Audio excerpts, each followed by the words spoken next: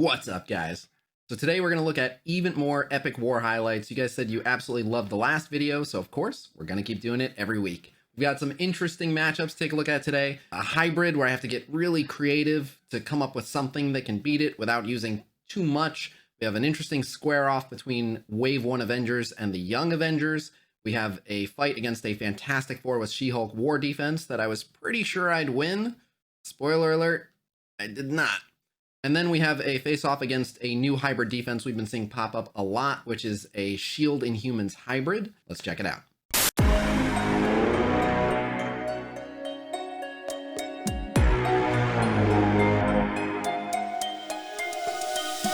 All right, so this match, I'm up against a team that I've never faced before, so I have to try to figure out how to make this work. Ghost and Ant-Man, Vision, and then Star-Lord and Rocket. And altogether, it's like 530 something K. It has all the front-loaded offensive threat of a Guardian team with Rocket and Star-Lord. It has the 2-turn defense up on spawn for all of them, thanks to Vision. And then it has a bunch of control effects from Ant-Man and Ghost. I want to lean towards Supernatural, because Supernatural have the Doctor Strange Winds of Watum that will flip their defense ups into defense downs. And it has Elsa that'll punish the Pimtech members for their evades as well as Vision. But if I use my Supernatural team, it's like a 50k punch up, and we're in security where they have a Rocket and a Star-Lord. So if the wrong Supernatural member or members get taken out immediately because they have defense down on spawn, and we don't have hanger either, so no deflect, could go really, really poorly. And then depending on who Vision wants to ability block, it could get squirrely. So I go back and forth on it, and what I ultimately decide to do is take out Scarlet Witch and bring in Shuri, because I like the Supernatural's odds against this team if I wasn't worried about someone being immediately deleted. And Shuri is the answer to not having someone be immediately deleted. They'll now all have 2-turn defense up on spawn, basically. Yeah, obviously, I've never played quite this matchup before, but in theory, I was feeling pretty good about it. So I've got the defense ups. That should be enough to keep anyone from being blasted out immediately. I'm able to get to Rocket and Star-Lord at the same time because they're clumped up. So I decide to go after them. Ultimately, I decide I don't want to deal with Ghost. I go ahead and stun Ghost, and then this Winds of Watum should be really impactful. I get lucky, by the way. I do get the blind on Rocket, super useful. So you can see here, the Rocket assist does no damage, so they're fine. The ability block lands on Mordo, but he was already able to use his special, so using his ult isn't that important. Now I go ahead and put an offense down on Rocket because I don't want him to do damage. I'm really just trying to minimize the damage threats. I put an offense down on Ghost, so she's not doing too much. Strange does get blinded, but Ghost Rider is still ready to go aside from a slow. So I decided to take out Star-Lord because I get better value for the attack. Even though I want to get rid of Rocket right away, because I was able to one-shot Star-Lord, I went for it. So now I have a blind on Shuri, a blind on Elsa. So yeah, it's just a lot of misses coming from my side of the field, basically. Nothing I can do about that. There's an ability block on Ghost Rider, does not make things easy, but because everyone had plenty of health, even though Rocket gave himself offense up at the start of that turn, fortunately everyone was healthy enough to be able to absorb it. So they're pretty low now, but Shuri was the right call. Otherwise they would have been in big trouble there, basically.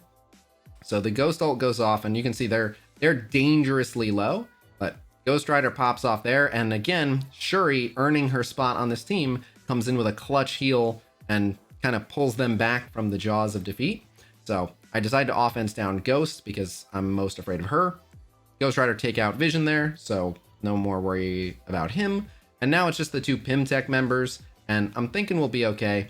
Shuri's defense up is back around, and that gave ability energy to Strange, so I'm pretty sure we had a Strange revive on his next turn anyway, but now we definitely do. And yeah, people are pretty safe. So I think we've made it through the worst of it. I pretty much just have to get rid of Ghost as quickly as I'm able to. But I'm hitting Ant-Man right now because I don't want to waste time attacking Ghost with abilities that won't land. So I ultimately decided to go ahead and clear that evade and save his abilities so that I can start going after Ghost. Because like I said, she's really the priority to eliminate here. I do go ahead and revive, and that's good because we needed some damage here. And so now Elsa is back. So I just go ahead and use the basic. So 5 of the 6 pieces of that basic, I think that's how many times she attacks. Maybe it's 4, but everything but that first initial hit all landed. So that was good. Now Ghost doesn't have the evade, so we get a really big Ghost Rider ultimate on her. Yeah, I use the special because that will clear the Ant-Man evade and force Elsa to shoot him. And now that Ghost is stunned, Ghost is not going to be dodging anymore. So I wasn't really worried about losing at this point, just wanted to get this match over with. So yeah, at this point it's just cleanup, and yeah, making the Shuri substitution here worked out perfectly. So yeah, I judged this one pretty good. All right, so for this matchup, as you can see, I'm against a pretty standard Young Avengers team, except they have a very large Captain Marvel as the 5th. The good news is that the other members aren't that big, you know, 58, 48, 68, 63k, nothing too crazy, but the Captain Marvel is 131k, and I'm in security, so I need a team that hopefully no one gets immediately zap fried by Captain Marvel, and then I can isolate her pretty quickly. So I decided to go with Wave 1 Avengers, and obviously I have Iron Man with power armor, and I have Thor with the Asgardians. So I bring in Vision, who's a bit of a free agent these days. While it is an ever so slight punch down that I'm doing, it's also kind of not really, because no one is even close to the 130k Captain Marvel. And we have defense down on Spawn, which is exactly where the Young Avengers teams excel. They're going to do a lot of damage up front. The logic for me here, as you're about to see, is that Widow will go and clear the defense up, so all of the Wave 1 Avengers are safe, and then Vision has 2-turn defense up on Spawn for himself anyway. So basically, now no one has that defense down, which is the main worry that I had. So they do go after Vision, but Vision, because he had defense up, was able to survive. Not by much, but he was able to survive. I'm able to get Captain America taunting, and right away I go ahead and ability block Miles, because I don't want to have to deal with those disrupts yet. I still have some plans for other members, like if Hulk were disrupted and he wasn't able to taunt here, that would have been bad. I want them to start taking Hulk low. I go ahead and stun Miss Marvel, firstly because she's on the end, so I get the best value on the chain for all the bleeds, but also because that stops all of the assists in their tracks, so I basically cut their damage in half. Yeah, on this team in particular, the first couple of people you want to eliminate, you want to get rid of Miss Marvel, and you want to get rid of Squirrel Girl, because Squirrel Girl will keep just healing the crap out of them, and you'll be sitting here fighting for too long. And you want to get rid of Miss Marvel because it makes all the assists stop, and because she'll just keep jumping in and taunting and getting in the way. So there was that annoying Squirrel Girl heal, but I was able to put a blind on Miss Marvel, which again is just going to cut out all those assists, which is a big deal. But as you can see, my team's not in great shape here going late. This was a bit of a close call. They actually get first blood in the match by taking out Vision, but because we survived the worst of it, I'm hopeful that we can bring it back. A couple disrupts do go out, fortunately already on people that are pretty safe, so this allows me to get rid of the Miss Marvel. So now I just really want to get rid of the Squirrel Girl, and I did that to give defense to everyone else, even though it did not allow Captain America to taunt, but he was able to block there. And again, we're letting Hulk do a lot of work here, but now Hulk has been dropped below 50%, so we're able to land a really good shot on Squirrel Girl here. And basically, yeah, every time Hawkeye is able to blind, that does quite a bit. You can see we blinded 2 of them, which is great. One of them being Captain Marvel, who's really the one doing a lot of damage here.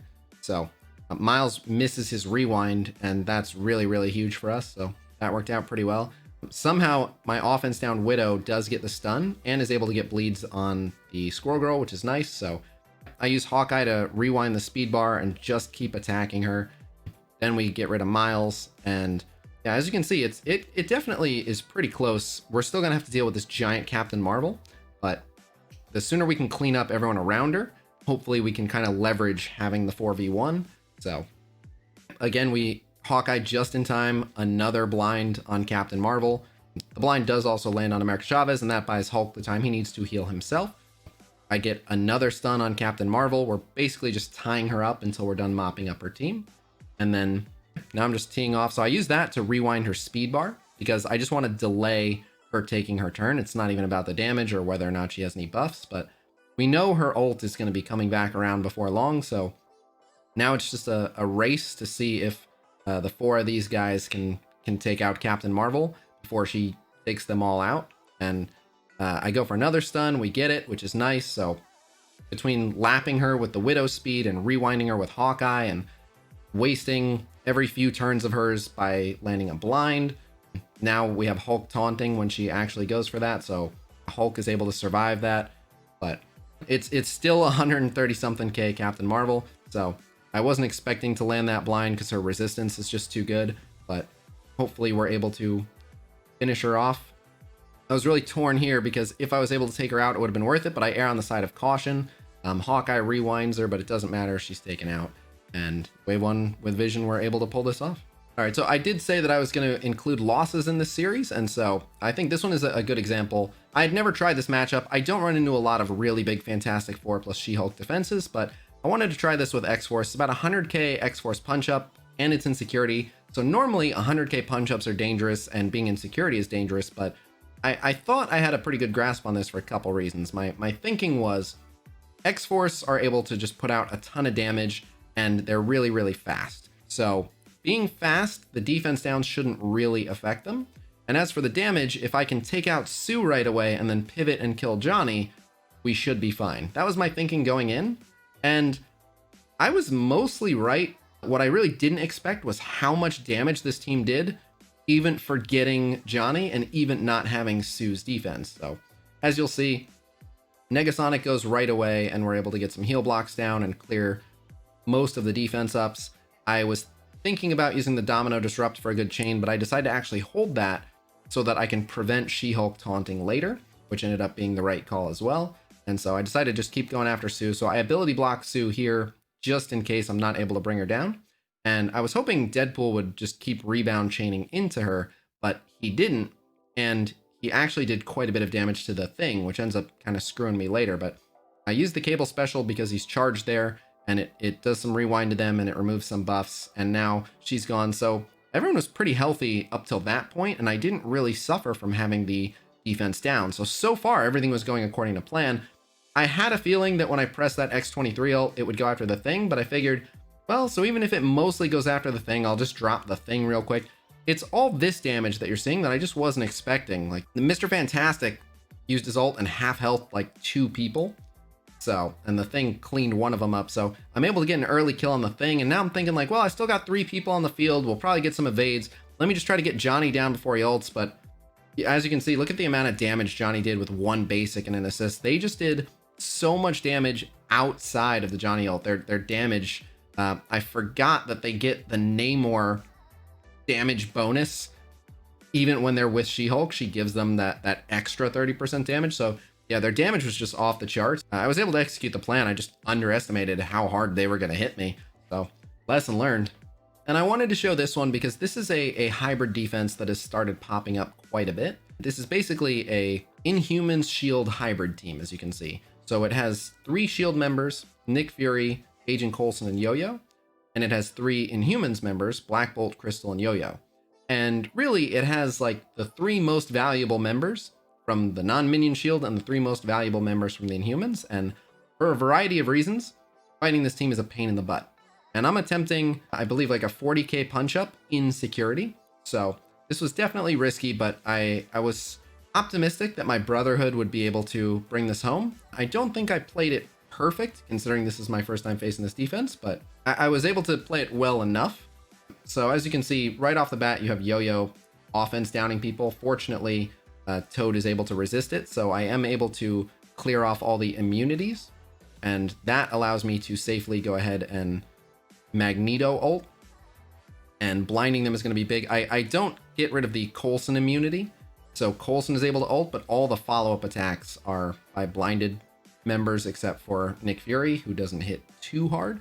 So we don't take too much damage, and again, we still took a bit more damage than we should because we're in security, but all in all, it's not too bad.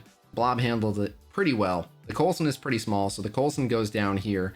Now there's 4 of them left. I am really worried about Crystal because she's going to make it really difficult to kill the rest of the Inhumans members. So I keep using the splash damage attacks for good value, and Crystal gets hidden. So now I'm kind of torn. I really wanted to disrupt Yo-Yo, but I decided to just try to remove buffs from Fury. And that's what I do there. And then I am able to apply a disrupted to 3 of the 4 of them with Pyro. And then I'm able to get, again, really good splash damage on Blob. But just the fact that everyone survived until this point is decent. But that Crystal AoE was not fun. And and the Black Bolt AoE is on the way. I don't have an offense down or anything for him, so there's definitely a Black Bolt AoE coming up here. Yeah, as you can see, and Pyro's gone, Magneto's just about gone, Juggernaut's gone, and Yo-Yo is going to make finishing them off a very slow process, because Yo-Yo's going to keep offense downing us, and obviously the Inhumans have really, really good health, so I am just trying frantically to drop Black Bolt, and I think I get a bit lucky here that Magneto is able to survive as long as he does. The fact that he has that deflect from Blob is definitely nice. But yeah, with all these offense downs, finally Magneto does go down, so now it's up to Blob and Toad to take out Black Bolt and Yo-Yo, and as you can see, the Black Bolt passive just went off on Blob. Blob is just barely hanging in there, but the offense up Toad special takes him out, and now it's, for the most part, a 2v1 against Yo-Yo. That summon has been there this whole time, and one thing that I wish I'd been paying more attention to was the summons that got caught in the crossfire, because you do have a bit of an advantage with the shield security summon from Nick Fury. Because it's a protector, it will basically disable Yo-Yo's passive, so I wish there had been one of those for me to leave up, but fortunately Toad is able to keep slowing and offense downing Yo-Yo, which means that Blob is able to survive just long enough, and when you have Blob with defense up being hit by a Yo-Yo with offense down, again, he's just able to hang in there long enough to allow us to close this out. So I think I played it a little bit sloppy, but considering it was like at least a 40k punch up or so in security, overall I'm glad I got the win. All right, so there you have it. That was some of the more exciting matches from this week's Alliance Wars. So as always, if you guys like this video, let me know in the comments below. And apparently over half of you watching this right now are not subscribed. So yeah, help me out, subscribe. The subscription numbers are only good for exactly one thing, and that's convincing sponsors that they should pour more money into the content, which means I can do more giveaways. So if for no other reason, be sure to like, subscribe, and of course, go plant some daffodils. Otherwise, thank you guys very much for checking out this video, and I will see you guys real soon. Until then, peace!